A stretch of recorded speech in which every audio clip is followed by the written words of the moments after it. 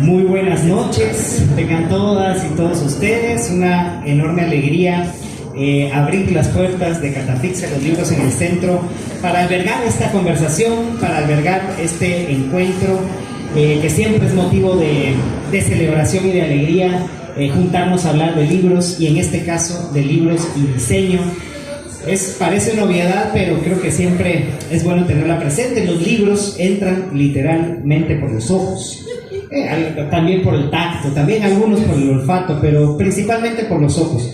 Y cómo no va a ser de esa manera si a lo largo de la historia de la creación de libros siempre la imagen, siempre el diseño, el sentido estético de organizar el espacio, que al fin de cuentas es un libro, pues ha sido una preocupación fundamental de muchísimos artistas, de muchísimos diseñadores, de casi todos los editores que a lo largo de la historia pues han puesto libros en nuestras manos, en las manos de nuestros padres, de nuestros abuelos, desde hace 500 años. Entonces esta noche nos alegra muchísimo pues recibir a este proyecto con el que tuvimos una complicidad muy interesante hace muchos años. Yo no sé cuántos años, 10 años tal vez, 8 por ahí. Y que ahora pues en esta segunda época de Literal es una alegría que nos hayan también escogido para abrir esta serie de conversaciones y para encontrarnos de nuevo, que tanta falta nos hace, ¿verdad? Por eso esta noche estamos de gala, y es un lujo tener acá a estas tres personas que ven en sus camaritas desde casa o aquí enfrente, que han tenido pues una larga trayectoria, diremos, en relación con los libros, no solo a través de la escritura, no solo a través del diseño, sino y sobre todo a través de la lectura. Así que siempre es interesante cuando todos esos elementos se combinan y finalmente pues nos juntamos a hablar, a llenar nuestra vida, en este caso nuestra noche, de palabras y de imágenes. Bienvenido Luis Villacinda, bienvenida Alejandra Lucota, bienvenido Álvaro Sánchez. Una alegría que estén con nosotros, y pues el micrófono es suyo. Digan lo que quieran, por favor, no digan lo que no quieran, y pues estamos aquí para escucharles. Gracias de verdad por convocar a esta reunión entre páginas, entre libros, en el centro de la ciudad de Guatemala. Muchas gracias, y gracias a todos ustedes por atender este convocatorio. Bueno, primero que nada, buenas noches, compañeros y compañeras. La verdad es que nosotros pretendemos con esto hacer una pequeña plática, eso es básicamente, así que siéntanse en la libertad de acercarse e interrumpirnos cuando ustedes así lo deseen. Lo primero que quiero decir y aclarar, y este es un chiste entre Adelaida y yo, es que siempre le dicen mal su nombre. Entonces, en términos sintéticos, se vale que le digan Hades y ya todos entendemos. Entonces hoy queremos platicar de los libros, y pues yo, las dos personas que me acompañan son personas que admiro mucho, en muchos sentidos, ¿verdad? Y la reflexión tiene que empezar. Yo empecé a palidear en 1996 con la aparición de Amazon, porque dije, el mundo de los libros como lo conocemos valió mal. O sea, Amazon abre como esta posibilidad de empezar a generar libros en línea autogestionables, y dije, se acabó 1996, y creo que lo que se acabó fue básicamente el enfoque que tenían en libros, a pesar de que crearon el Kindle y cosas por el estilo. Y luego nos ataca esta pandemia donde curiosamente no tengo la data como para hablar de Guatemala, pero en el mundo los libros empiezan a moverse mucho más, ¿verdad? Y curiosamente el libro, y es una gran preocupación que tenemos acá, es que en Guatemala los tres grandes medios escritos que eran las revistas, los periódicos y el libro como tal, pues ya no quedan. No tenemos revistas, no tenemos periódicos, y lo único que queda, el único gran vestigio de la obra impresa o de la obra escrita, es el libro. Y no es curioso, pero creo que desde mi punto de vista es el medio que mejor se ha apropiado del desarrollo digital. a la par de que tenemos el libro impreso, se crearon los ebook, los EPUB, y también se crearon los audiolibros. Entonces, hay cierta posibilidad en la que la industria del libro ha empezado como a navegar con muchos más aciertos respecto de los demás medios impresos. O sea, realmente es triste que en Guatemala ya no existan periódicos, no podamos leer. Es triste también que no hayan revistas. Hemos tenido revistas que han marcado ciertos momentos en la historia de Guatemala, pero ya no existen. Entonces, mi primer pregunta o planteamiento para Álvaro y para Elaida, que me gustaría que ellos se presenten, porque cada vez que uno se presenta o que lo presenta alguien más, probablemente comete errores desde pronunciar mal el nombre o pronunciar mal sus cualidades, ¿verdad? Entonces me gustaría que tanto Álvaro como Adelaida se presenten ellos mismos antes de responder la pregunta. Y para mí me gustaría preguntarles o saber, en su opinión, a qué se debe que el libro ha sido este vestigio. Y me voy a adelantar y voy a entrar un poco en la nostalgia, porque para mí el libro es un objeto que cuando uno lo vuelve a encontrar habla. Yo traigo 2 libros que compré hace mucho tiempo. El primero es de Ana María Rodas. Bueno, los 2 son de Ana María Rodas, y lo más interesante es que están dedicados.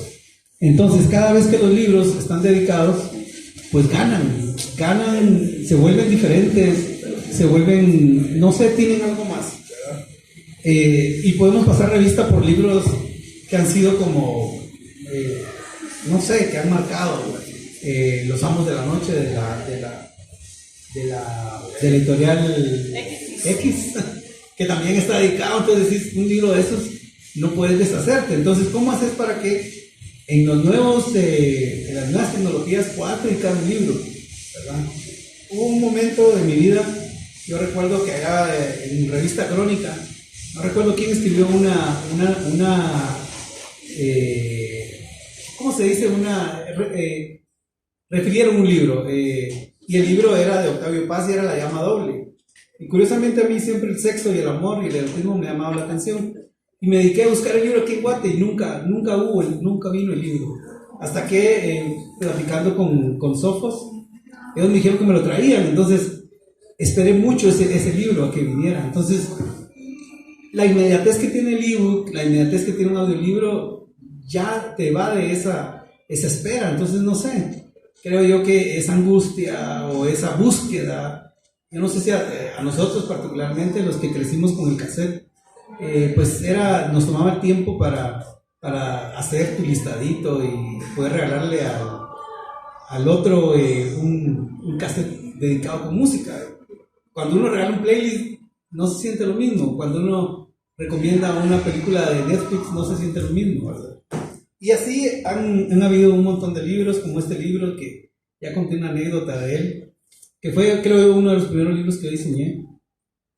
Y así pasando por un sinnúmero de documentos, y este particularmente para mí todavía me da como nostalgia abrirlo, porque es uno de los libros de Julio Calvo y está dedicado, y me invitó a presentarlo. Entonces, este tipo de cosas yo no las puedo tener, o no me puedo vincular con un ebook o con un EPUB o con un no sé. Entonces yo creo que desde mi punto de vista, este objeto tiende a ser un puente, tiende a ser un punto de encuentro en muchas situaciones. Y luego hay libros maravillosos como este, que yo admiro mucho a este señor, y cuando encontré el testimonio de él, lo conocí mucho más. Entonces, no sé si el libro en su versión digital me permite eso, no lo sé. La pandemia a muchos de los diseñadores nos hizo, bueno, el encierro no nos cayó tan mal, y teníamos una dinámica curiosa, porque era rodar de la cama a la computadora y de la computadora a la cama, y a veces para romper la rutina nos interfería un libro, pero un libro así. Yo no quería leer un libro digital, yo quería sentarme en un rinconcito con un poquito de luz a leer un libro, a encontrarme con esta persona. Entonces, sin más, le dejo la palabra a la compañera Adelaida para que nos cuente por qué crea que el libro continúa siendo en su formato impreso válido, necesario, negociable, no sé. Adelaida. Hola, buenas noches, gracias a todos por estar acá. Para los que no me conocen, yo soy Adelaida Lobucota. Alguna vez en Sofos, hoy me la volvieron, alguna vez en Sofos yo presenté a Méndez Vides y dije así como, y entonces a él nadie lo conoce por, no sé, Alfonso. Y entonces me dijo, no, nadie me conoce por Alfonso, porque yo no me llamo así. Hoy me la regresaron. Hades, porque mi nombre es demasiado largo. Nombre, otro nombre, apellido, demasiado. Estudié letras hace como 5.000 años. Llegué a los libros antes de estudiar letras. Llegué a los libros en la época de la Shakira de pelo negro. En la época de Laura Pausini y de esas cursilerías. Y tengo muy presente en mi memoria el primer libro que leí, que fue Guayacán. O sea, que yo elegí leer. O sea, no fue el libro que me dijeron en el colegio, tenés que leer tal. Ya habíamos pasado por todos los periodilibros, que fue esa época maravillosa en que el siglo XXI sacó sus famosos periodilibros. Y sí recuerdo, o sea, yo andar cargando el libro de arriba para abajo, y lo leí y lo amé, y todavía me acuerdo de cosas del libro, y hay partes de ese libro que están en mi mochila, que siempre baja y que puedo citar en cualquier momento. Estudié letras, la vida me ha llevado por distintos caminos. Escribo poesía, escribo narrativa, trabajo en una agencia de publicidad ahora.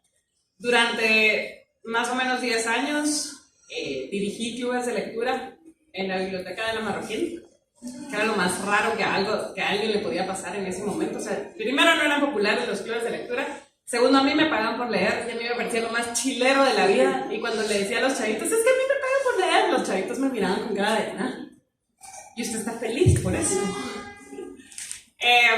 Y entonces de esa época de clubes de lectura tengo muy presente que pues en la U de alguna forma nos dieron Kindles a todo el mundo y a mí no me gustaba. O sea, no podía, es cierto, era más fácil, podía llevar un montón de libros ahí, podía conseguir un montón de libros piratas. Tengo bots en Telegram para quien quiera, al rato se los paso, donde están todos los libros, pero no es lo mismo. La memoria física. Yo podía llegar al club, estar leyendo 8 libros a la vez, de temas muy diferentes, porque así tocaban los clubes. Había el de historia, el de literatura romántica, el de literatura fantástica, todos. Y entonces yo llegaba al club, sacaba el libro y me acordaba de qué lado de la página había leído lo que quería citar si no lo había marcado, cosa que el quinto jamás. Entonces, ¿cómo llegué a los libros? Por Mafalda, en una biblioteca de una tía que me los dejó escondidos atrás del último sillón y me dejó atrás los que ella quería que leyera, que nunca leí. Creo que eso no te lo dan los libros electrónicos. Tienen un montón de ventajas, tienen un montón de cualidades, pero ser ese objeto que te conecta físicamente con la voz de alguien que vivió en una época muy distinta o en un contexto muy distinto, y que tenés algo que puedes tocar y que te acerca a esa persona, creo que es lo que hace que los libros permanezcan. Y le voy a dar la palabra a Álvaro. Gracias. ¿Qué tienes? Yo tengo el mío. Bueno, buenas noches a todos. Hades Villa, gracias por la invitación, y de veras me alegro mucho que hayas retomado este proyecto, que siempre son necesarios. Y bueno, mi nombre es Álvaro Sánchez, yo me dedico a las artes visuales, también soy diseñador gráfico y también me gusta escribir, y soy un amante de la literatura así al 100%.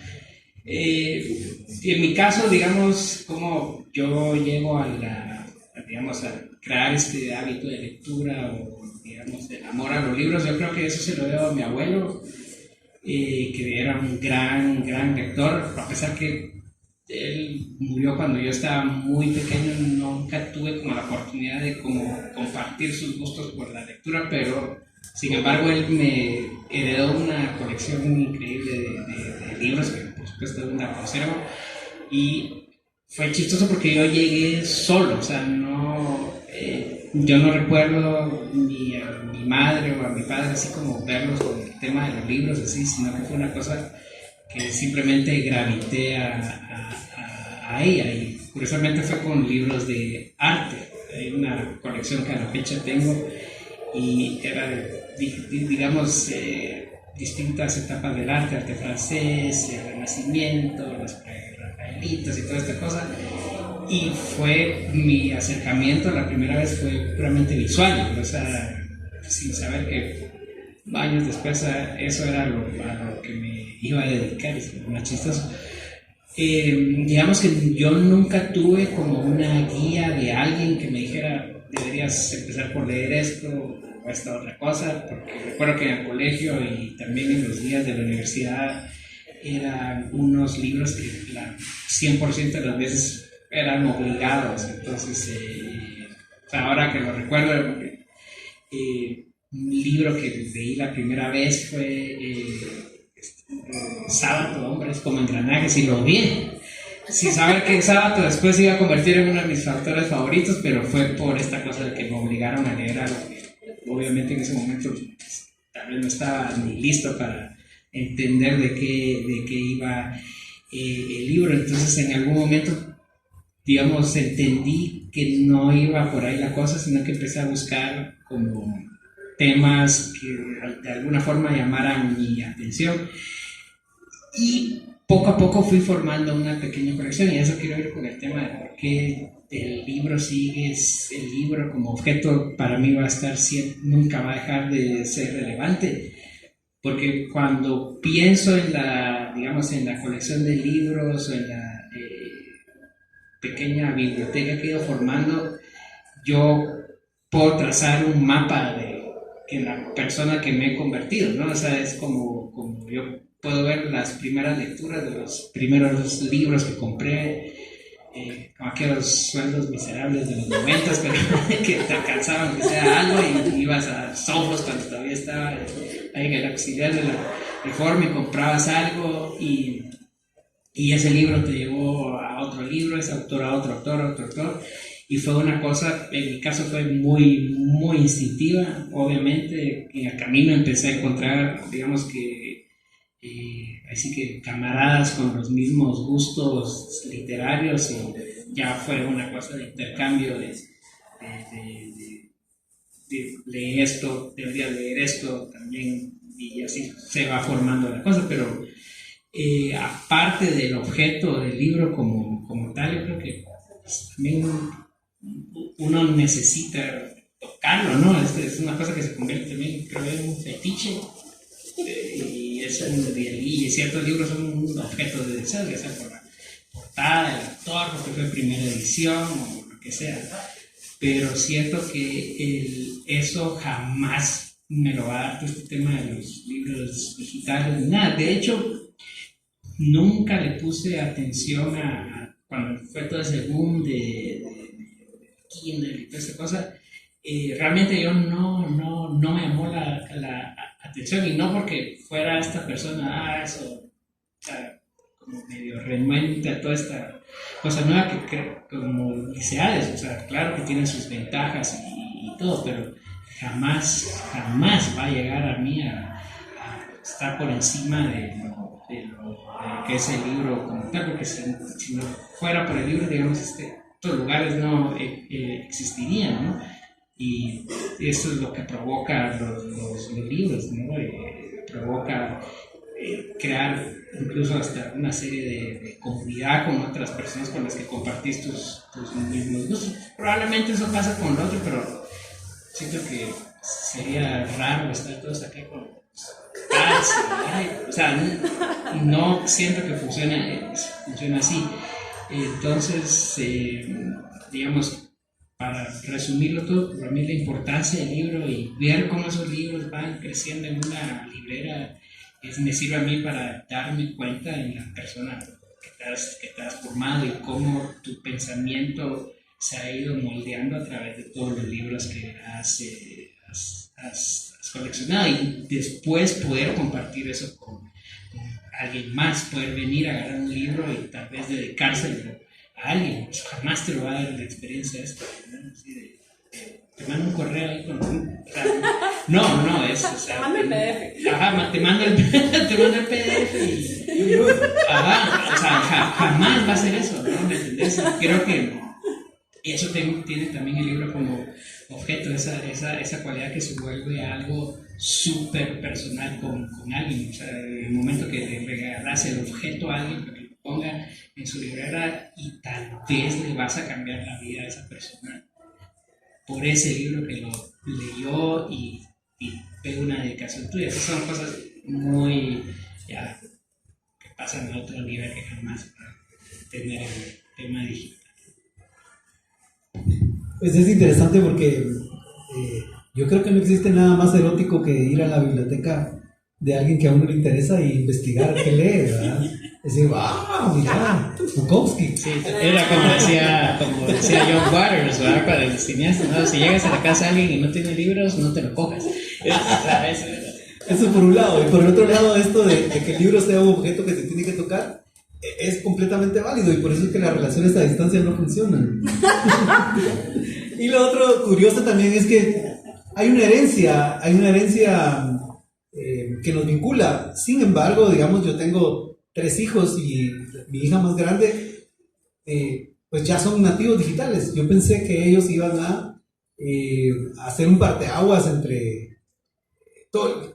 Son chavitos que ya viven todo lo que tiene que ver con digital. Sin embargo, esta Marilu, que es mi hija mayor, ella tiene Kindle, baja cosas a su computadora, pero dice, ella esperaba este último Filwa, ahorra para ir a Filwa, guarda, dice, yo tengo que ir, tengo que tocarlos, pero es la nueva, son las juventudes. Entonces digo yo, hay algo ahí, hay un secreto ahí que probablemente los de Catafixia ya lo conocen, y eso es lo que nos hace de alguna manera venir para acá e investigar y ver qué nos podemos llevar fiado. Mira, antes de que empecés a pedir libros fiados, para esta última Filwa yo estaba moderando una de las salas y había 2 chavitas booktubers y ya las conocen, ya o sea, para qué les digo más. Me pareció súper curioso, me parece súper interesante oírlas porque ya siento el abismo generacional entre nosotras, ¿verdad? Las chavitas tienen como 19 años y entonces ya son 20 años en que ya leí un poco más que ellas.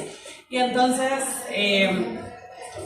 atándolo con esto, son nativas digitales, la mayoría de sus lecturas son en Wattpad, porque son más baratos, porque ahí encuentran todo lo que necesitan, porque en Wattpad hay como 65 millones de libros, lo que querrás. Y entonces tienen esa experiencia de poder meterse a comentar cada párrafo de cada libro. O sea, es como un Twitter donde vas troleando al autor mientras va escribiendo, ¿sabes? Y entonces podés meterte a hacer eso y viven esa experiencia a ese nivel, pero las dos coincidían en que si un libro les gusta de verdad, lo quieren tener en su librera. Y entonces estamos viendo este boom de autores que las grandes editoriales jalan de Wattpad y les hacen su versión física y entonces tienen sus grandes colecciones, porque a pesar de que ahí está el recurso, o sea, no tienen que comprarlo, ya lo leyeron en Wattpad, van y lo buscan físico. Creo que por el vínculo, porque si fue algo donde te apasionaste y solo lo dejaste como un comentario en X, en un foro ahí, eso se lo lleva los bits digitales y ya, se pierde. Válido, completamente válido. Pero esta plática también tiene que ver con el diseño. Y yo recuerdo que la primera vez que me enfrenté a diseñar un libro, como soy como muy estresado, ¿Jura? le pregunté a la persona que me contrató qué quería con el diseño de su libro, y me dijo que lo que quería es que al entrar cualquier lector a una librería viera su libro, que su libro le llamara la atención. Y pues inmediatamente me fui a una librería y fui a ver y dije, vale madre, ¿va? Aquí todos los libros gritan, todos los libros están bonitos. ¿Cómo voy a hacer yo para generar esta singularidad a la hora de diseñar, ¿va? Entonces mi siguiente pregunta, tanto para Adelaida, que es diferente para Álvaro, es en el caso de Adelaida como autora, ¿qué valor le otorga un autor a ese diseño gráfico? Y si le otorga este valor, ¿le conviene involucrarse o no le conviene involucrarse? O algunas veces ha sido situaciones frustrantes cuando llega a la portada y dice, ¡ala! ¡Qué mamarracho! O cuando ve la portada y dice, ¡bah! ¡Qué bárbaro! Este sí entendió todo lo que yo quería decir.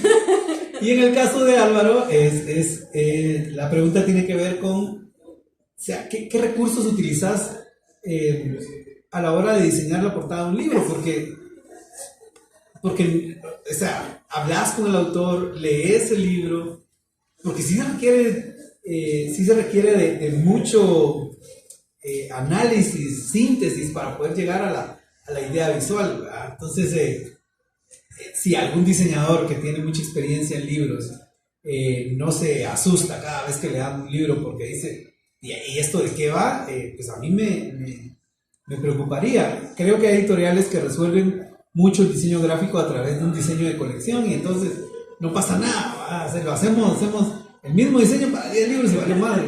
Pero entonces esa singularidad, esa posibilidad de que el libro grite en la estantería se pierde. Yo particularmente el último libro que me llamó mucho la atención lo hizo Jimena, si alguien me corrige el nombre, Jimena Pons.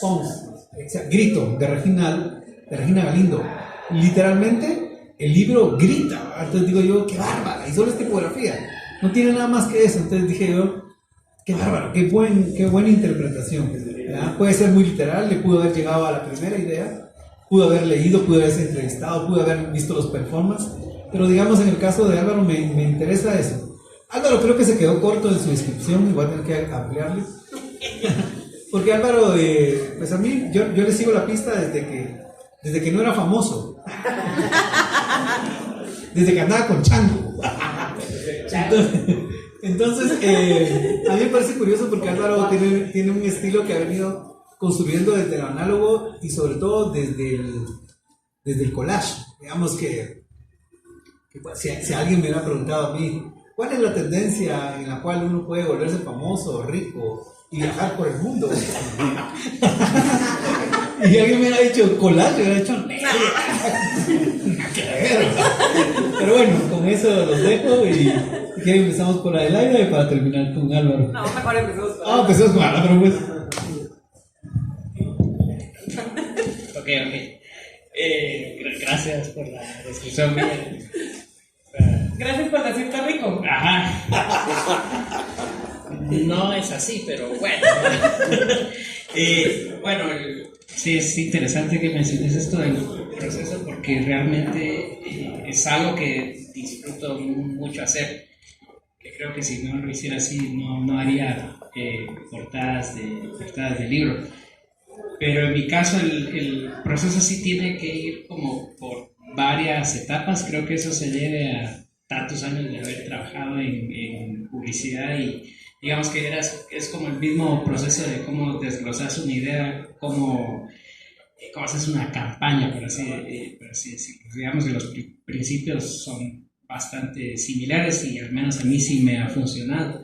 Y diría yo que lo primero que para mí es necesario es, por supuesto, hablar con el autor, a pesar de que si me dicen, mira, este es un libro de relatos cortos que van por esto y esto, yo sí necesito saber un poquito más. O sea, incluso he llegado con varios autores que me han descrito su estado incluso anímico de cómo fue que escribieron el libro al cual yo les voy a diseñar la portada. Obviamente, cuando el tiempo lo permite, sí trato de leer en su totalidad el libro, porque pues de repente van cositas ahí que tal vez el autor en su momento no me las menciona, pero que ahí están saltando y gritando que quieren aparecer en la portada. Entonces en esa primera fase es como,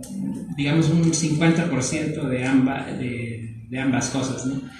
Pero sí creo que el input que puede dar un autor, que a veces me he topado también que es muy difícil de escribir un libro como en su totalidad. Es como cuando a mí me toca escribir una pintura, no la puedo escribir al 100% porque finalmente no es la verdad absoluta ahí puesta en ese cuadro, ¿no? Podría ser el mismo caso en un libro, porque sí me ha pasado. Entonces, para mí siempre ha sido, y eso lo he hecho ya varias veces, pero lo vuelvo a decir porque realmente la premisa para mí de un libro es diseñarlo como cuando alguien hace el trailer de una película, tan sencillo como eso, ¿no? O sea, ustedes ven un buen trailer y dicen, yo quiero ver esa maldita película, nomás en el cine. Así es como con los libros, es como decía, es que el libro grite. Digamos que en mi caso, también viniendo del mundo del diseño gráfico, estoy como consciente que el diseño gráfico tiene sus limitaciones, ¿no? O sea, que no puede ser de alguna forma totalmente artístico, por así decirlo, porque se tiene que limitar a lineamientos a veces de la editorial, como lo que decía ella, que pues ya tiene como su template, por así decirlo, ahí meten una foto, la tipografía va acá y así se va. Pero en mi caso yo tal vez he tenido la fortuna de toparme, digamos, el mejor ejemplo es Catafixia, ¿no? Donde siempre ha habido una libertad total para las portadas. Es chistoso porque digamos que con Luis y Carmen nuestro proceso es bastante sencillo, ¿no? Tenemos ya como ciertos lineamientos como que hay que llenar y ya con esto yo ya tengo para diseñar una portada. Pero en mi caso, digamos, y creo que eso se debe al amor a los libros, ¿no? Yo sí quiero que el libro sea vaya un paso más allá del diseño. Y yo les podría decir que el 95% de las portadas que he diseñado alguna vez, yo las miro como pequeñas obras de arte. No sé si eso ha sido una especie de suerte en mi caso, de que con los autores con los que he trabajado, pues tenemos esa cosa como en común. Y digamos, o sea, es ver los libros, yo siempre los pienso como esa edición que vas a guardar por esa portada, ¿no? O sea, que si tuvieras, obviamente, bueno, al menos yo no lo haría, ¿no? Si pudieras cortar esa portada y enmarcarla, ese es el libro que yo quiero tener, porque yo sí confieso, ¿no? Yo soy con el tema de portadas y todo, y los libros que yo colecciono, un fetichista total, porque para mí son como pequeñas colecciones de arte, y esos son los libros que a mí me gusta diseñar. Y digamos que con el tema, con el autor, pues siempre es importante para mí como delimitar como ciertos espacios, ¿no? O sea, es decir, preguntar al autor, ¿qué es lo que quisieras ver? Y a partir de ahí yo dame toda la libertad creativa para yo también poder aportarle algo a tu libro, ¿no? Porque en el momento en que el autor también piensa que es diseñador, entonces ahí vamos mal. O sea, eso es lo primero que digo. Entonces, ¿por qué diablos me das tu portada para diseñarla cuando estás diciendo cómo hacerla? Entonces ahí ya no funciona. Y me ha pasado un par de veces donde, digamos, el autor se ha pasado 3 líneas más de exquisitez. Entonces, y creo que debe ser un juego como bastante balanceado, porque obviamente yo cuando diseño, yo no hago sobre el diseño porque tengo que hacer el diseño, yo lo hago porque amo la literatura, ¿no? Y yo no veo mi vida sin los libros.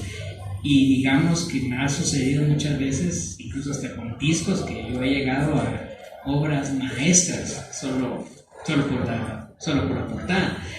Y digamos que esa siempre ha sido la premisa desde el momento en que empiezo yo a armar una portada. O sea, yo veo esa portada, si yo la pudiera ver en una estantería de libros, todo, yo tengo que gravitar directamente a ella.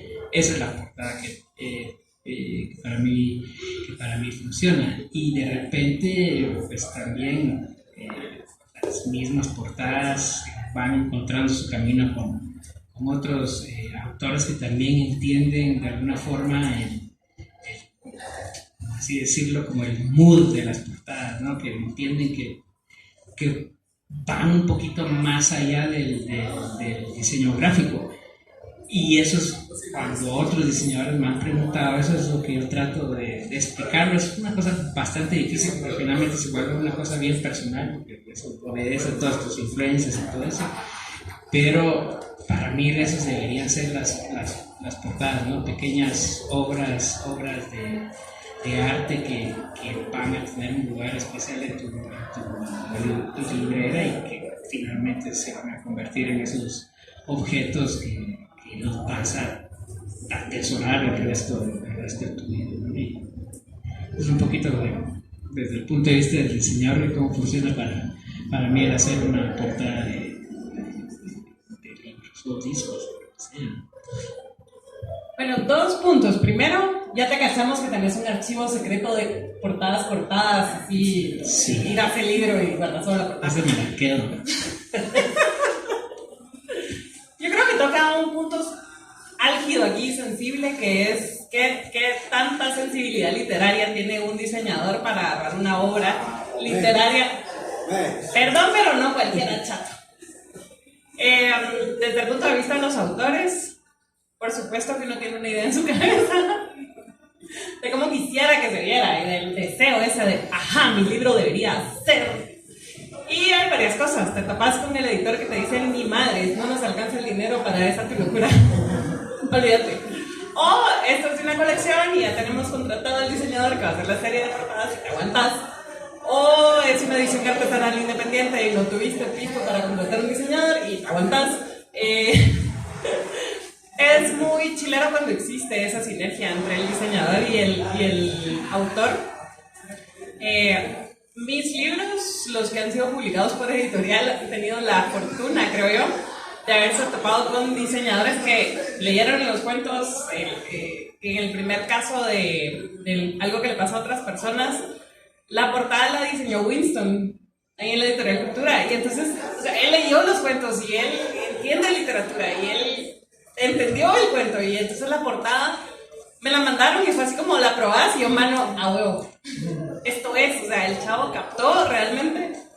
Yo no me lo había imaginado así, yo no quería una portada así, pero su ilustración, o sea, el dibujo que él eligió fue así como, sí, me representa. Puedo ir con esto. Y ahora que hicieron una reedición que la foto la escogió Denise, igual, o sea, está súper bien pensada la imagen y no tengo nada de qué quejarme. No es el caso de todas las portadas. Hay otras de las que sí puedo quejarme, pero que no lo haré porque voy a herir sensibilidades personales. Pero también creo que eso... No, pero también eso obedece... Nunca he querido diseñarme nada. O sea, yo alguna vez llegué así humildemente y le dije, Luis Humberto, por favor. No, pero las editoriales, a eso iba también.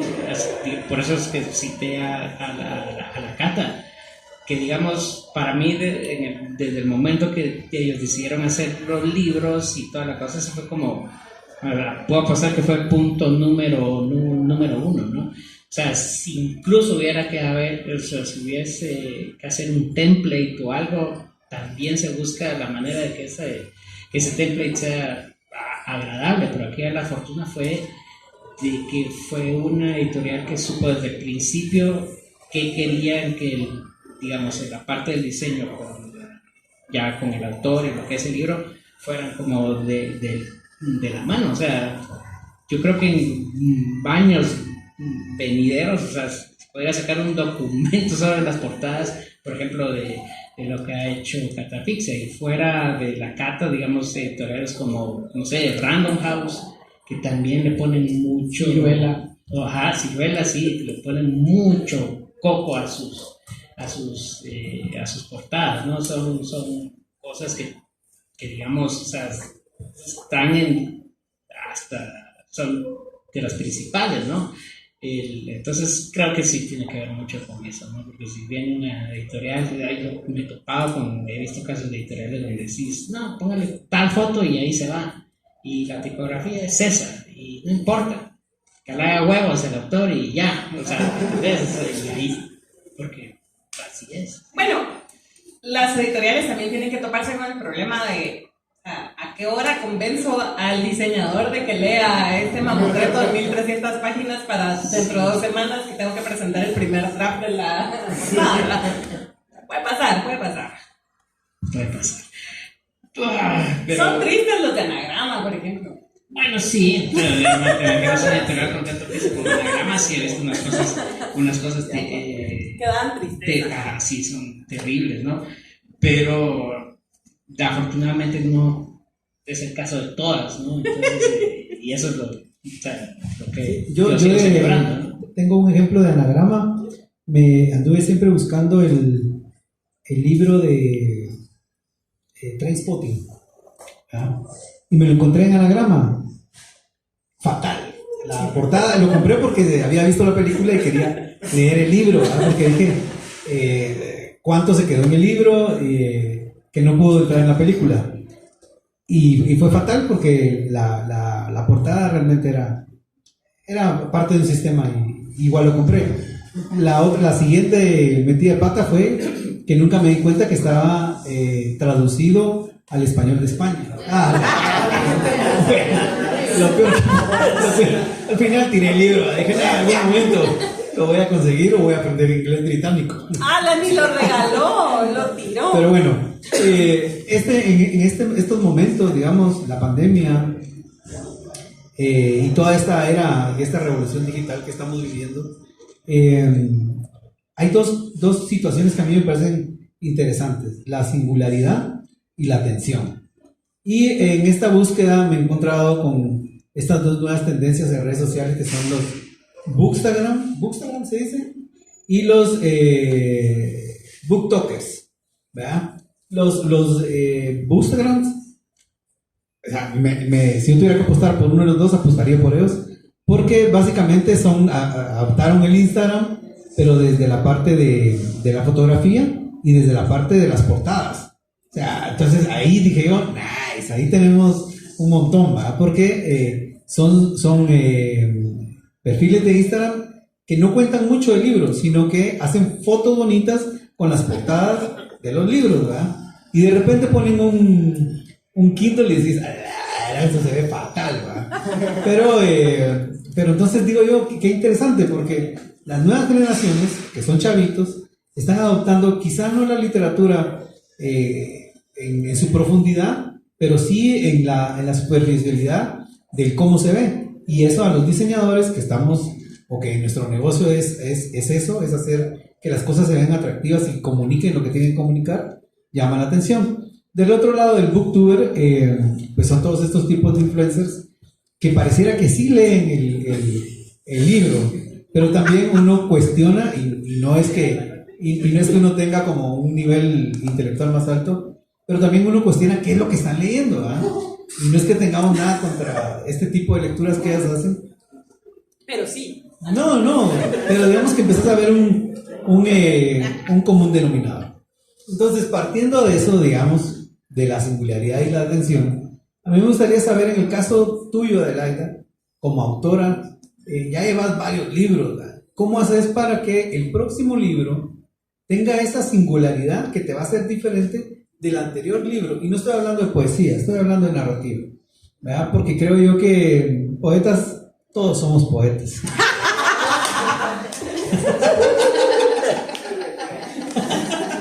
Pero digamos que... pero creo yo que en narrativa sí tienes que tener una voz. Y es nefasto encontrar a un autor que se repite, a menos que sea una saga. Pero y en el caso de Álvaro, digamos, ya cuando uno como diseñador gráfico, ilustrador o artista que hace portadas, tiene un estilo particular, tiene una manera de hacer las cosas, pues también tiende a ser aburrido que haya a menos que sea una colección. Y siempre sean collages. Por ahí yo no sé. No, ¿cómo hace uno para que cariño y Picasso, para que el próximo libro sea diferente? Porque al final, cuando a uno le preguntan como diseñador, ¿cuál es el mejor libro que has hecho? Yo siempre pienso, y quiero seguirlo pensando así, que el mejor libro que voy a diseñar es el próximo, ¿vale? Porque ya aprendí algo con porque son otras la información que estoy teniendo, etcétera, etcétera, etcétera, ¿verdad? Entonces me gustaría saber, en el caso de Álvaro, ¿cómo hace para lograr esa singularidad, digamos? Porque al final, en ambos casos se pelea la atención que ahora mismo, pues es el recurso más negociable y donde más dinero hay.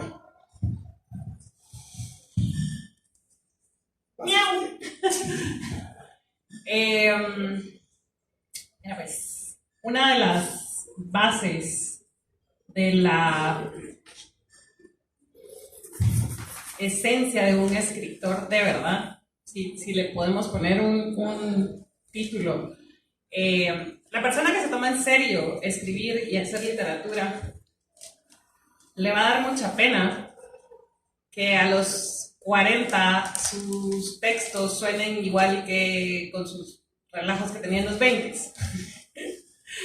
Esto quiere decir que el trabajo literario de una persona que se lo toma como una profesión y como algo serio va evolucionando y va cambiando. Entonces no es simplemente buscar, así como, bueno, hoy escribí un cuento de un gato negro que se atraviesa por una banqueta, y entonces si mañana agarro ese mismo tema y digo voy a escribir otra vez el cuento del gato negro que se atraviesa la banqueta, va a ser diferente, tiene que ser diferente porque ya lo analizaste, ya pensaste en otra perspectiva, ya hiciste tu trabajo de crítica y de reescritura del texto. Entonces sabemos todos que hay autores que agarran como su caballito de batalla y se van. Risitas porque alguien conoce a alguien por ahí. Pero creo que eso es lo que distingue al final a los escritores que se lo tomaron en serio, a los escritores que trabajaron, de los escritores que encontraron la fórmula y ahí siguieron para adelante y no aprendieron nada. Pero lo podés llevar a la vida en general. O sea, está el grupo de chavos del colegio que 20 años después se juntan y siguen haciendo las mismas bromas que hacían cuando salieron del colegio. ¿Qué aprendiste de todo lo que pasó? ¿Qué aprendiste de lo que viviste escribiendo el libro? Escribiendo, no sé, los cuentos, escribiendo, viendo y escribiendo. Y si dejas guardados tus textos y los retomas mucho tiempo después, ¿qué encontrás de diferente en ti? Ya no sos esa persona que escribió esos cuentos. Entonces, tiene que ver mucho con el trabajo, con la autocrítica, con aprender a llevar las críticas que recibís de afuera y que se ponen a pelear en tu conflicto armado interno con las voces que tenés adentro. Esa es la seriedad del trabajo. Eso es saber que ni sos la misma persona, ni te vas a bañar 2 veces con el agua del mismo río. Va a cambiar, vas a cambiar. Y tenés que trabajar para eso de alguna forma. Y entonces no importa si tenés un tema reiterativo y volvés a escribir otra vez la misma historia, no va a ser igual. Si de verdad te lo tomas en serio y trabajas y lo analizas y lo pulís y lo cambias. No debería ser. Hay autores que agarran su fórmula. O sea, hay quien dice que Paulo Coelho en realidad escribió un solo libro y tiene como 15 variantes de la misma historia y que cada variante le pega a una persona en la vida. Entonces, que si tú no has encontrado un libro de Coelho que te guste es porque no has leído la variante y que deberías leer todas las otras para saber cuál es tu variante. Como en esa línea, digamos que también está el autor de Cujo, ¿cómo se llama? Stephen King. Digamos, yo puedo llegar a decirle, lo que vos pensés a mí, vale, Mario, vendo bestseller. Por ejemplo, escribe lo mismo. O sea, de Stephen King no vas a hablar mal, ¿viste? Yo decía. Bueno, pasemos con...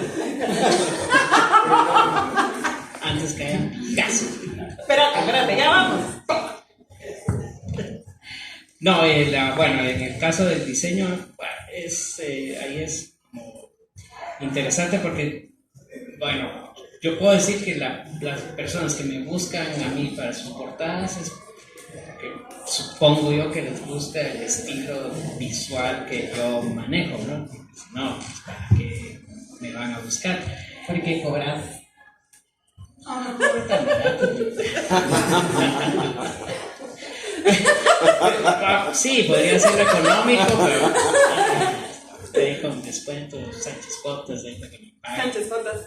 No, pero digamos, o sea, sí, creo que sí, primero que nada obedece a un estilo, ¿no? Porque, digamos, pienso que muchas de las veces el autor ha entendido que digamos, el estilo de gráfica puede, digamos, hacer una buena mancuerna con sus letras.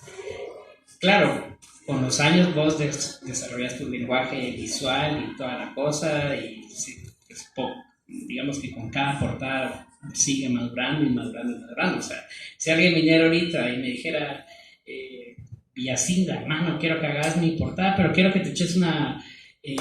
¿Haz un collage? No, que te eches una pintura de hiperrealismo y todo, y yo le voy a decir, papito, pues estás buscando a la persona equivocada. Yo no hago eso, ¿entendés? Y no es por no querer hacer la portada, pero lo que vos querés, yo no lo voy a hacer. Eso es una cosa, pero digamos que con el tiempo uno, digamos, el libro, por supuesto que tiene que ver mucho en cómo va a influenciar la gráfica por la que se va a ir. Van a haber cosas que el autor te va a decir bastante específicas, quisiera ver algo así o quisiera ver por acá, y ya solo ese pequeño elemento te va a cambiar el diseño. Hace, digamos, meses, alrededor de de noviembre, un poquito antes del año pasado, me topé que para mí también fueron dos retos así bien fuertes, ¿no? Primero era una editorial en México, una edición de un libro del inmenso Raúl Zurita, ¿no? O sea, unos grandes poetas chilenos que aún viven, ¿no? Que no solo es poeta, sino que también es artista visual, ¿no? Y esa era una portada que tenía que pasar por muchos filtros de la editorial. Aún así, con el estilo que yo manejo a la fecha, yo quería hacer algo para la portada de Zurita con mi visión del libro, con mi estilo, ¿no? Entonces, afortunadamente el libro pasó, se publicó y toda la cosa, ¿no? Aprobada por gente que tuvo que haber aprobado eso. Y luego vino otro libro que fue un libro en conjunto de Paco Ignacio Taibo y el subcomandante Marco, que eran dos cosas diferentes, pero también estás hablando de estos dos grandes personajes, ¿no? Entonces, ¿cómo con lo que vos haces puedes, digamos, diseñar un libro para, digamos, que tres autores totalmente diferentes, ¿no? Creo que por mucho que varíes y cambies paleta de colores, que tipografía, que de aquí a allá, tu impronta queda ahí, o sea, eso siempre, o sea, yo puedo ver un libro de Villacinda y yo sé que ese libro es de Villacinda, porque siempre va a haber un detalle, digamos, en la tipografía o en el detalle de la textura. Yo creo que nunca, eso no se puede sacar, o sea, aunque quisieras hacer una portada diferente a tu portada anterior, no puedes. Pero digamos que entre lo que vos puedas rescatar del libro, de lo que te dice el libro, ahí vuelvo otra vez a lo que te dice el autor y todo, el libro siempre va a tener esa pequeña variante. Y digamos, ahorita estoy viendo un libro que también puedo citar ese caso, con Jacinta Escudo, ¿no? La escritora que admiro muchísimo. Cuando se publicó el Memorias del Año de la Cayetana, salieron dos versiones, una para El Salvador y para Guatemala, ¿no? O sea, al principio yo dije, wow, qué emocionante, ¿no? Tener chance de hacerle dos portadas al libro de una autora que yo admiro mucho. Ya estando frente a la computadora me di cuenta de la gran pisada que me habían dado, ¿no? Porque cómo diablos le hacía yo para presentar dos cosas a alguien del nivel de Jacinta. Pero también fue hablar un poco con ella, decir por dónde podía ir esto, y digamos que una de las portadas que se publicó acá, ella le gustaba una pieza que yo había hecho años atrás y que esa quería como portada. Eso me dio la idea de qué pasaba si para la portada de El Salvador se hacía una como variación del cuadro, pero jugando con otra paleta de colores que en su momento ella me dijo que le gustaría. Digamos que la portada, que es esa que está ahí, es toda en grises y negro y blanco, ¿no? Ponete, la portada de El Salvador fue entre unos tonos aqua, unos rojos ahí tirándole a ocre, unas cosas así, otra tipografía y todo, pero cuando las pones juntas sí ves como puntos en común entre las portadas, y a la fecha son las portadas que a mí me encantan, no sé, porque es un librazo y es el nivel de autora que es, pero que fue un bonito reto, ¿no? Cómo podías ver poner a las dos portadas y que de alguna manera se vieran. Obviamente son totalmente diferentes en diseño gráfico, pero que estaban hechas por el mismo diseñador. Yo sí quería conservar eso, ¿no? O sea, que se supiera siempre que, bueno, este fue el chavo que lo hizo, ¿no? Y yo creo que se logró de alguna forma, ¿no? Pero yo creo que yo no soy de los que cree que en cada portada tengas que deshacerte de lo que vos sos como diseñador. Yo lo contrario, yo lo veo como una forma más de cómo darle la vuelta a lo que estás haciendo. Es, por ejemplo, en el caso de mi pintura, o sea, la gente que conoce lo que yo pinto sabe que yo pinto la mayoría de veces sobre la muerte. Ese es mi tema principal, ¿no? Entonces, en 20 y tantos años, ¿cómo puedes seguir hablando de la muerte sin que parezca la memoria o la infancia y todo eso? Creo que el hecho de seguirle dando tu obra, ya sea en diseño o plástica, evoluciona de alguna forma, va encontrando otros caminos que tal vez 5 años atrás no los habías visto, y para mí funciona igual con el diseño gráfico. Por eso que te digo que yo en la parte de arte al diseño no la separo tanto, porque las veo como igual, y tal vez creo que eso es lo que le da el toque a las portadas que hago. A mí me parece súper interesante tu punto de vista, porque cuando uno ha dado clases, los alumnos, creo que una de sus primeras preguntas es que yo quiero desarrollar mi estilo. Y yo digo, primero experimenten, porque creo que el clavo no está en centrarse en buscar un estilo, sino que en hacer lo que los satisface. Digamos que lo que les gusta se queda un poquito corto, pero en la medida que haces lo que te satisface o lo que te enriquece, creo que esa construcción de experiencias te va dando un estilo, y ese estilo le va dando un carácter a la forma que haces las cosas, y efectivamente mucha gente te busca por cómo haces vos las cosas, y cuando llegas a ese momento como diseñador gráfico, ya lo hiciste, ¿verdad? Porque no van a ir a buscar a alguien más. Sí, a un perico de los palotes para que haga un diseño como Juanito, ¿verdad? Como Juanito y lo negociar. Entonces es bien interesante porque cabal el gran problema es eso. La Mara se quedaba muy tempranamente en crear un estilo, y el estilo es un cúmulo de experiencias, años, tendencias, aprendizajes, errores, etcétera, etcétera, etcétera. Pero bueno, vamos a pasar a una pregunta más. Perdonen que nos estemos alargando un poquito. Tengo 2 preguntas más y les vamos a dar la palabra para que ustedes también, si quieren preguntar algo, lo hagan. ¿En ese sentido el micrófono? ¿Sí? No. Sí. Sí. Mira, creo que también ahorita acaba de Se apagó. morir ese Se apagó. Se fue la luz. Ahí. Vamos a hacer una pequeña pausa. Sí, ahí está. Sí, bastante. Ya me oigo como La hombre. última media hora no la vieron. Hombre maduro. Bueno, pues todos ustedes tienen, en estos últimos 15 días, hemos tenido un bombardeo de información acerca de la inteligencia artificial en todos sentidos. Ha habido ilustradores corriendo y arrancándose los pelos. Ha habido de todo. Yo particularmente sigo a una persona que hace comentarios muy interesantes en las redes sociales, Aquí mi compañero, a él lo sigo todo el tiempo y de él me entero de muchas cosas. Y me pareció curioso su coqueteo con el eChat, ¿no? ¿Cómo se llama? El ChatGPT.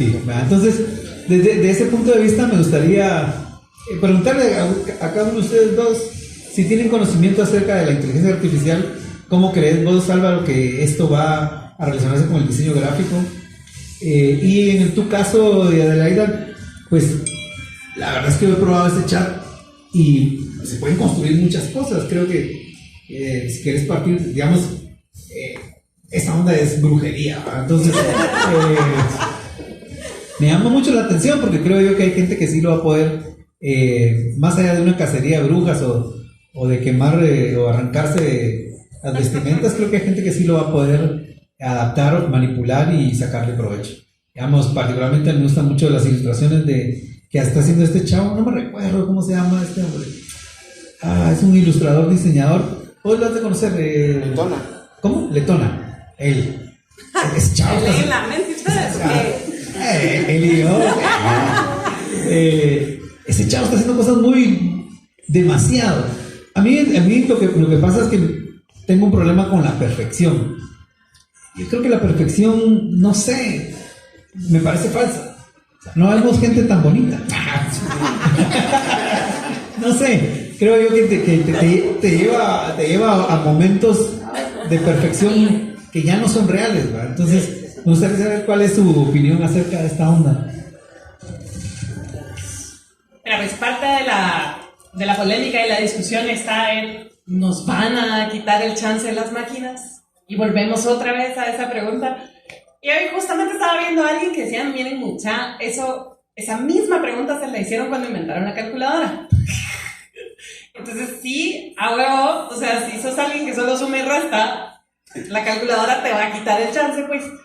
Pero todas estas inteligencias artificiales están nutridas con el conocimiento humano existente. Entonces, ¿quiénes son los únicos capaces de crear nuevo conocimiento, nuevas ideas, nuevos miedos, nuevas paranoias, los humanos? Entonces, mientras no exista ese conocimiento que meterle a la herramienta solita no lo va a desarrollar. O sea, tiene un montón de datos acumulados de cosas que ya existen.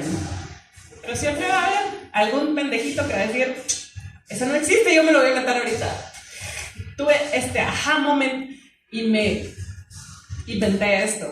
Y entonces sí, desde los miedos que son tan personales y tan propios, las cosas que ves y cómo las ves, las máquinas no las tienen, no tienen todo ese otro componente humano. No hay manera de que te quiten el chance como tal mientras el artista, el escritor, el fotógrafo, lo que sea, no deje de tener ese asombro y esa forma de hacerse preguntas. Entonces yo lo veo como una oportunidad. Sí, es súper interesante. Hay bots, hay herramientas de inteligencia artificial que son capaces de descubrir si el texto que está escrito fue escrito por otra inteligencia artificial. Entonces, ya lo saben, o sea, las máquinas lo saben. ¿Quién va a ganar ahí? El que controla las máquinas. Y entonces la imaginación humana y la capacidad humana de crear y resolver problemas es ilimitada mientras sigamos creyendo que lo es. Entonces no es de conformarse. Bueno, ya todo está inventado, ya todo está escrito. Es el año 2023 de la era de nuestro Señor.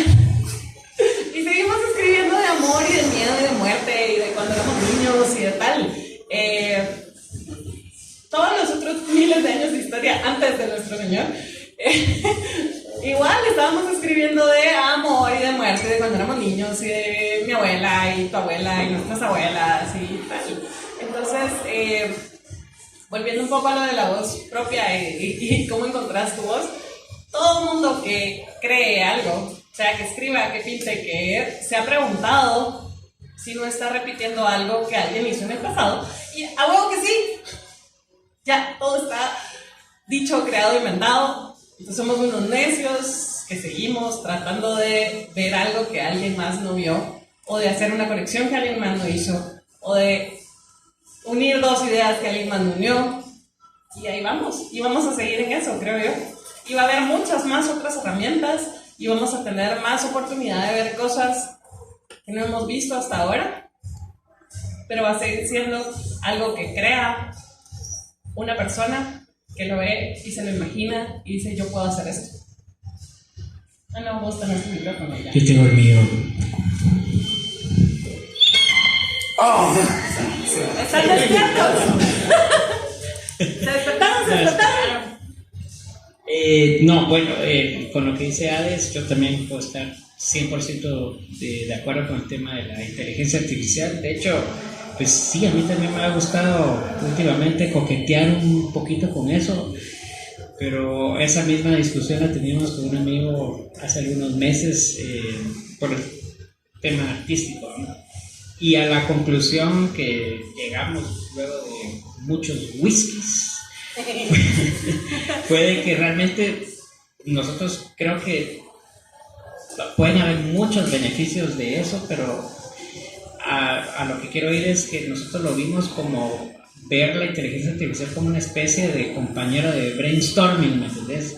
Como algo que puede aportar por ahí sin pensar que eso va a ser como lo absoluto, o sea, que eso va a ser lo definitivo. O sea, con lo que mencionabas con el tema del trabajo del George, ¿verdad vos? O sea, yo también opino igual que vos, o sea, a mí no me gusta lo totalmente pulido, ¿no? Como lo perfecto, ¿no? Como que si me dijeras que querés oír un disco de los Ramones o los Sex Pistols así nítido, hacen el hash de punk, eso no funciona así, porque entonces eso deja de ser punk, como si vieras una pintura de, no sé, de Tomley o de Tapias, así nítida y perfecta, sin manchas, ajá, sin manchas, sin textura, ¿no? Pues eso es como un poquito eso. Yo creo que igual el elemento humano va a estar siempre por encima de todo, porque al final, como dice Hades, eso es lo que nutre a esta brujería o lo que sea. Entonces yo lo veo así, o sea, yo le veo más el lado positivo, como digamos que en mi caso me ha aportado experimentar un poquito de esto, es abrir las posibilidades digamos en la parte de la plástica a nuevas formas, combinaciones de paleta de colores, cosas así, digamos simplemente te podría decir que lo que ha hecho esta cosa es, cuando la he usado y he probado qué puede pasar, es simplemente como que de alguna forma materializa lo que yo tengo en la cabeza, ¿no? Y lo pone ahí. O sea, yo puedo ver una pintura en la cabeza y digo, puede ser así. Esta cosa te lo pone ahí frente casi que al 90% de cómo vos lo imaginaste, ¿no? Pero finalmente vos sos el mismo que le está poniendo esos prompts. Quiero esto, y básicamente vos sos, ¿me entiendes? Lo que te está facilitando esa madre es cómo visualizarlo. Eso es cómo aplica a mí en la parte visual. Entonces, yo creo que va a ser un poquito lo mismo del ejemplo de Hades de la calculadora, aplica el concepto cuando el CD, se murieron los vinilos, o los libros, ahorita que cuando fue toda esta bulla de la parte digital, para mí va a funcionar igual. O sea, media vez nosotros sigamos aportando el elemento humano, la inspiración humana, solo es una herramienta más. En el mundo del diseño, ¿te acuerdas? Es como si vos pensabas que el diseño te lo va a hacer en aquel entonces, ¿te acuerdas? Era, es que esto te lo va a resolver Fríjano, ahora te lo va a resolver Illustrator. No, mano. O sea, ¿te acuerdas? Cuando yo vi muchos diseñadores ahí jugando con filtros de Photoshop, porque pensaban que eso iba a ser el diseño, y no. O sea, finalmente el software ese, la computadora, era solo una herramienta más. O sea, yo recuerdo que muchos de mis directores creativos era, bocetarlo primero a mano y después pasar eso a la computadora, y es algo que sigo haciendo a la fecha. O sea, efectivamente esas tecnologías y todo solo son una herramienta ahí para expander el intelecto del ser humano, digo yo. Muy bien, muy bien. Sí, Ya no se oye. ¿Está padre? ¿No? Sí, ¿está en sí, serio? sí. Ahí sí. Bueno, ya solo para terminar y para darle la palabra a cada uno de ustedes si nos quiere, Tienen que hablar cada uno de ustedes.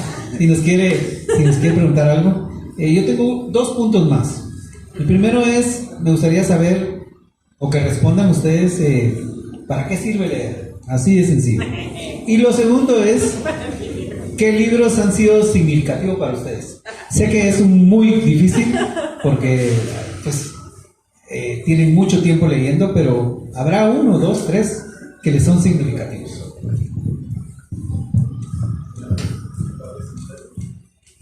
¿Para qué sirve leer? Mira, Cinta.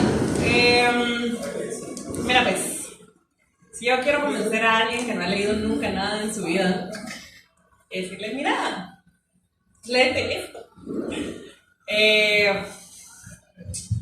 No te va a hacer mejor persona, no te va a hacer más razonable, no te va a hacer más inteligente, no te va a hacer más, ni siquiera más intelectual, no te va a hacer más nada.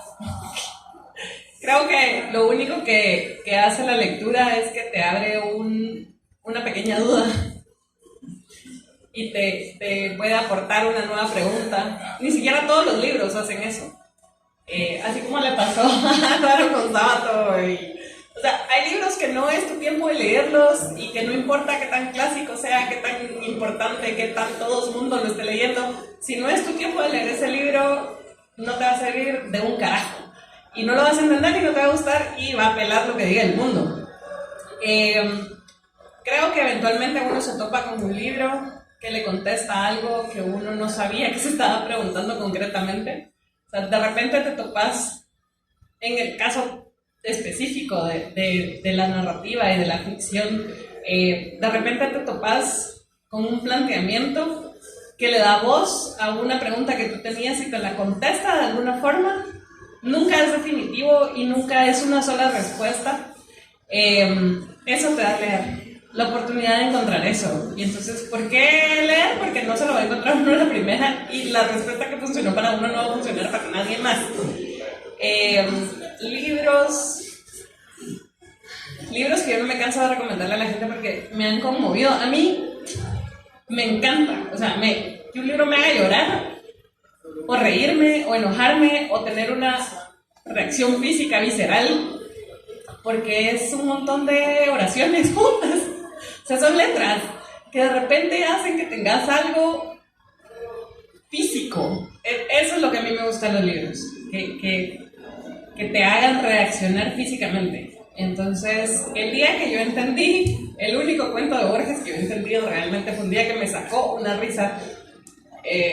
Creo que era el de la búsqueda de Berroes. Y yo lo leí 80 veces antes y no lo había entendido. Y ese día lo leí y me hizo reírme. Dije, ¡ja! Por eso, Borges. Es un proceso difícil. A mí me costó un montón. Libros absolutamente hermosos. La elegancia del erizo, de Muriel Barbery. Por favor, léanlo todos si no lo han leído, y si lo leyeron, vuelvan a leer. Es una novela hermosa. Tiene preguntas, tiene sentimientos que uno no sabe que concretamente cómo darle palabras, y ahí están. Miranda July, No One Belongs Here More Than You. No sé si está en español. Esa chava tiene problemas en su cabeza. Seda, de Alessandro Barico.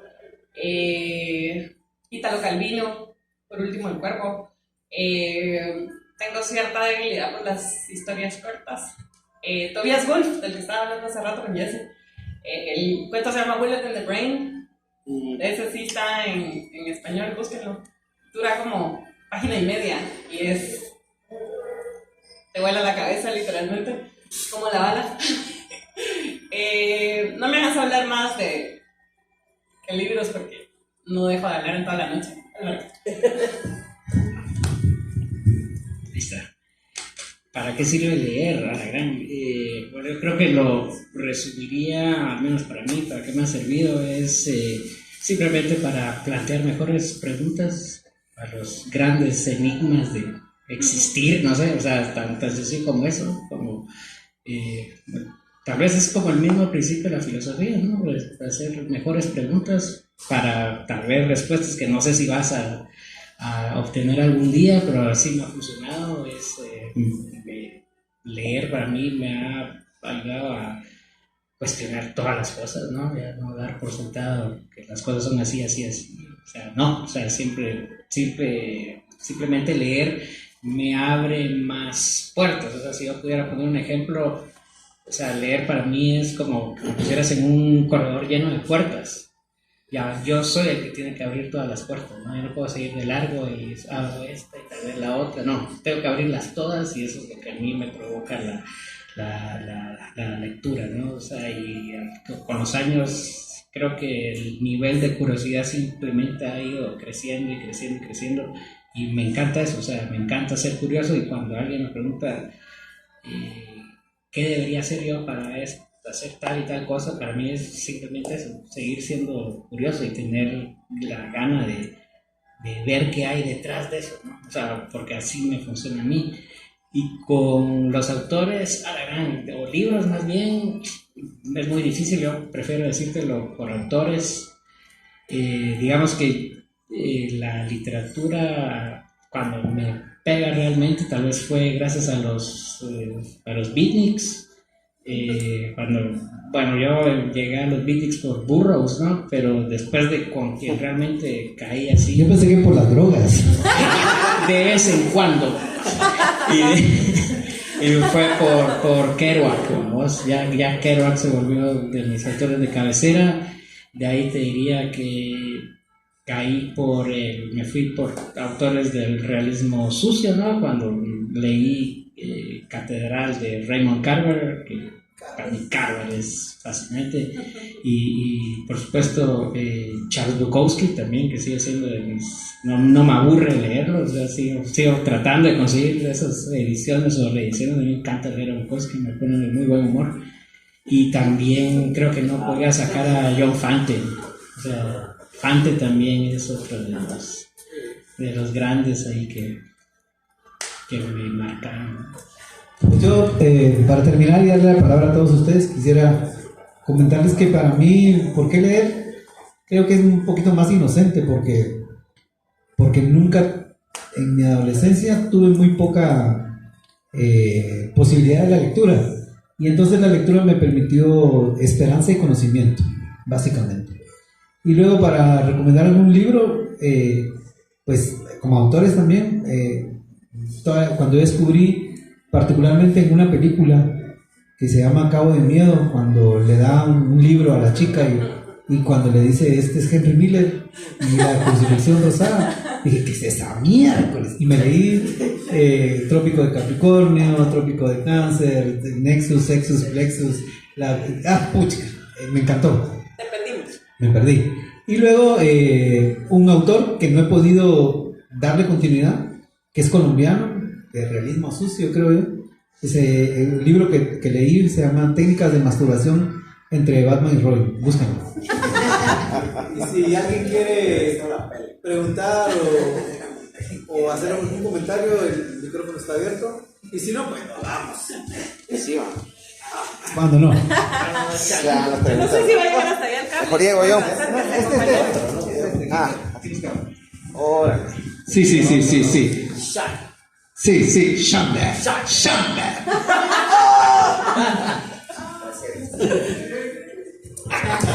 Perdón.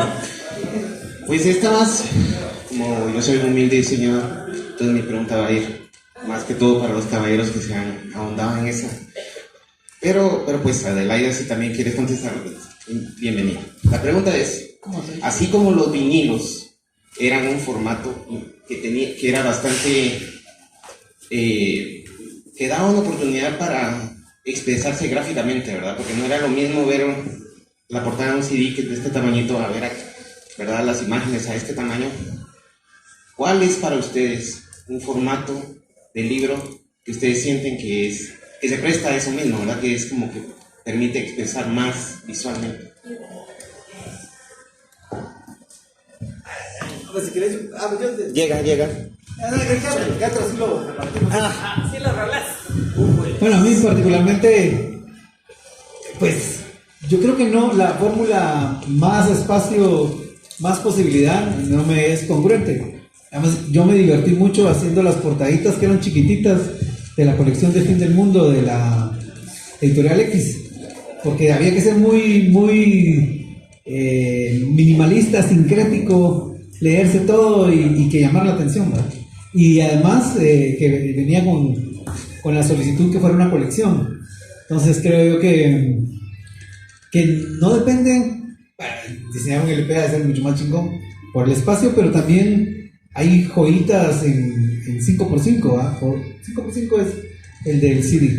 Entonces creo yo que no tiene que ver con el espacio, tiene que ver con cómo porque al final hay una fórmula que a veces me parece errónea en cuanto a que a más espacio meterle más cosas, y entonces no precisamente valida eso, ¿no? Yo voy casi que igual que Villa, vamos, o sea, realmente el espacio no te va a dictar qué va a ser realmente el diseño, porque igual a mí me tocó hacer libros de tamaño postal, 6x4, hasta, no sé, tipo table books, vamos, tamaño, no sé, vamos, ¿qué será? Oficio, 11 por tanto. Y igual opino, vos, que tengas más espacio no significa que tengas que rellenar todo eso, sino que siempre buscas más o menos cómo se va a balancear todo. Incluso lo que decías con lo de las portadas, sí, en algún momento pues decías, un espacio de vinilo me puede dar oportunidad de hacer esto, pero por ejemplo yo también tengo CDs con unos diseños magníficos, ¿no? Que simplemente el juego varía, por ejemplo, hablando de diseño en el troquel, vamos, que tal vez eso no te puedes poner tan exquisito a veces en X formato, pero ese sí te lo permite y todo. Pero sí, para mí realmente es como vas a utilizar ese espacios, porque veas un canvas de 2x5 por 2x5 no necesariamente va a ser bueno, una cosita así va a ser hermosa. Creo que aplica como a ese. Pero gracias, Shander. Una pregunta. Pase. También es para todos. Bueno, creo que varios acá como que hemos hecho la lucha de la autopublicación, edición, hacer proyectos, no estar quietos, etc. Mi duda es cómo evaluarían el ecosistema local, ya sea en su área o en lo amplio, pero también qué les gustaría ver como acá para pensar que habría un ecosistema más vibrante en términos de publicación y diseño editorial, por decir los temas de hoy. A mí me sorprende mucho cuando tuve la posibilidad de conocer el movimiento de poetas de Shela, que es un movimiento muy naif, siento yo. Cuando me enteré que hacían su recorrido por escuelas, bueno, no sé si cárceles, pero a mí me contaron que sí. Entonces me pareció como muy poético, ¿eh? Realmente llevar la poesía hacia los lugares donde debería de estar. Ay, me imaginaba yo que leer poesía en una escuela es algo muy bonito. Y también me comentaban que este mismo ecosistema, ellos autoproducían sus libros porque no había una editorial que los produjera. Y yo creo que al final mucho de lo que nos dejó la pandemia fue el mentado, ¿cómo se le dice? El mentado, ¿no? Estos que hacen sus propios negocios de emprendedores. Entonces yo creo que Esa nada. en la pandemia unos nos hicimos gordos y otros se hicieron pisto o se pusieron mamadas. Pero bueno, yo sí creo que la autogestión cuando es honesta es válida, porque también hay veces que hay Mara que dice yo voy a publicar mi libro y uno dice no mano, seguí escribiendo unos 10 años más y después publicarlo, ¿no? Pero también está el valor de la editorial como ese aval que define o que le da valor al autor, ¿verdad? Creo que sigue sucediendo cada vez más hay editoriales que tienen sus vicios, ¿verdad? No lo vamos a negar. Pero creo que la autogestión es la posibilidad, ¿verdad? Si uno no quiere encasillarse y si uno es lo suficientemente crítico para decir, yo creo que ya tengo un nivel para poder hacerlo. A ver, yo soy parte de esa generación. Creo que el panorama literario contemporáneo guatemalteco es... Somos un archipiélago, hay un montón de islitas. Y entonces toda la mara tiene su islita y su mara que está con su islita ahí junta. Y entonces es bien difícil que conozcas a la mara de otras islas que están por allí. Entonces sabes que existe, sabes que es el archipiélago, pero no tenés realmente una idea concreta de quiénes son las otras islas que andan por ahí. Y hay islitas que están más juntas y que tienen más mar, y hay islitas que están más aisladas. Hay islitas que se juntaron hace 20 años y ya no se juntan ahora, y ahí están. Entonces, teníamos hasta antes del conflicto armado interno las generaciones literarias, y entonces la Mara por lo menos sabía, este señor es de la generación pasada y estaba en otro grupo y ahora nosotros estamos juntos en este otro grupo. Seguramente hubo un montón que no conocimos y que no supimos y qué tal. ¿Qué me gustaría a mí? Y por eso estamos aquí el día de hoy. Este tipo de espacios, o sea, que se abran más espacios y que se junte la gente y que platique, y que de repente vengan las otras islitas y te digan, ¿sabes qué? Yo estoy publicando y estoy haciendo y te invito a mi lectura de poesía. Todavía hace eso la gente, yo ya no sé. O sea, hace 20 años te puedo decir que vimos cómo nació Octubre Azul, ¿no? O sea, esos movimientos hacen falta, y hace falta que haya bulla, y hace falta que la gente se junte, y hace falta que sean más seguros de apropiarse del espacio. O sea, ya está la isla, ya existe ahí, sabes que existe el archipiélago.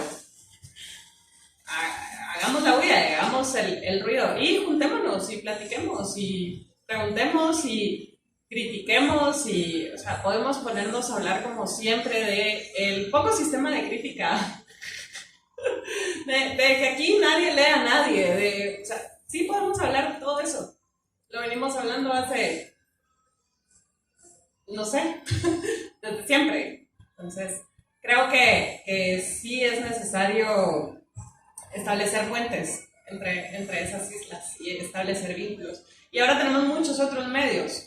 Pero que la Mara se junte y que la Mara se presente y que la Mara es el medio que funcione, creo yo. Igual. No. ¿Me ves con...? No, porque opino igual. Yo solo voy a agregar una cosa breve. Yo sí he visto un ecosistema y que siempre me ha gustado, porque los espacios siempre han estado. Tal vez aplico un poquito esto que Adam dice, que cada quien está, yo no le digo, o sea, son islas, pero yo le digo más bien guetos. Algunos están por guetos acá. Pero los espacios existen, y este espacio es un testimonio de eso. O sea, yo creo que incluso después de este tema de la pandemia, creo que estamos volviendo con más ganas de que existan espacios como este. A mí me encanta que haya toda esta gente acá, que estén todos ustedes aquí y que estemos discutiendo de lo que más nos gusta de los libros. Yo creo que al final, yo lo resumiría como la que siempre me gustó del punk, el do it yourself, o sea, hacerlo vos mismo. O sea, para mí ha funcionado desde el principio así y seguirá funcionando así. O sea, no existe esto, hagamos el espacio, no tengo dónde poner mi carro, hagamos que exista ese espacio. No tengo cómo publicarlo, pues hagamos que se publique de alguna u otra forma. Creo que la necesidad de todas las personas de ser creativos, de seguir creando, de seguir exponiendo, de seguir haciendo esto, ahí va a estar. O sea, creo que lo único que hace falta es que 3 personas ahí se pongan de acuerdo, hagan algo, un grupo, un editorial o algo así.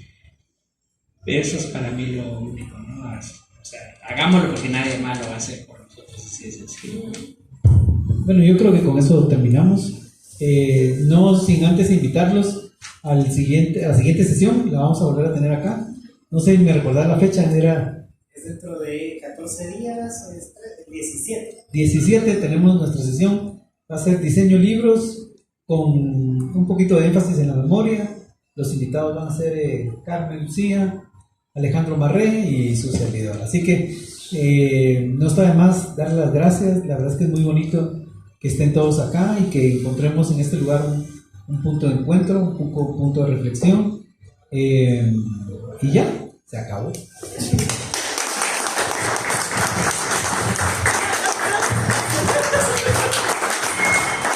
Gracias por inventarte esto, Master Villacinda. Porque es que no solo es un diseñador de la gran llave del Villacinda, sino que se inventa estos nuevos aparatos para decir cosas. Es el otro libro. Villacinda. Son las tripas, güey.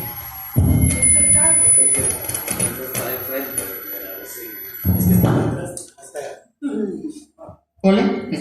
Bueno, creo que aparte de que es un grandísimo diseñador, Luis Villacinda hace estas articulaciones y entonces está muy, muy chilero porque también nos recuerda que además de la creación y el talento que cada quien tiene, está atendiendo a una responsabilidad que quizá tengamos en un país como el nuestro, en el que la autonomía es la única posibilidad y es una posibilidad muy hermosa, la verdad, es muy dura, pero muy hermosa.